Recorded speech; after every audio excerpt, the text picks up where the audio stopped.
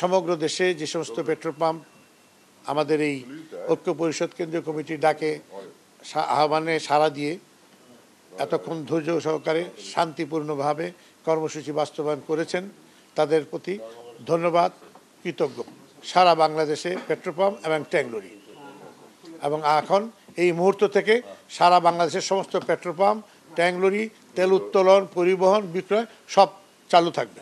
আজকে এই বিবিসি দপ্তরে বিবিসির চেয়ারম্যান মহোদয়ের সভাপতিত্বে যে আলোচনা হয়েছে এই আমাদের 10 দফা দাবির বিষয় নিয়ে, এবং যে কর্মসূচি আমরা দিয়েছি সেই কর্মসূচি চলমান ছিল।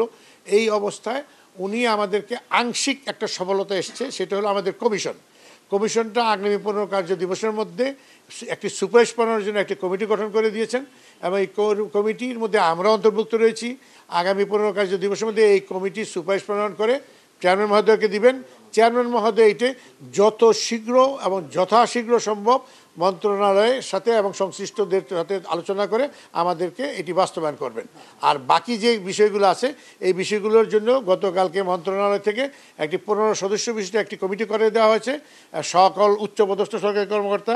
সেখানে যদিও আমাদের নাম নাই, ওনারা এটা আগামী 2 মাসের মধ্যে, এটা আমরা বলছি, উনি আমাদেরকে কোনো টাইম ফ্রেম দেয়নি, আমরা বলেছি আগামী 2 মাসের মধ্যে আপনাদেরকে এই ব্যাপারে সুরাহা করতে হবে।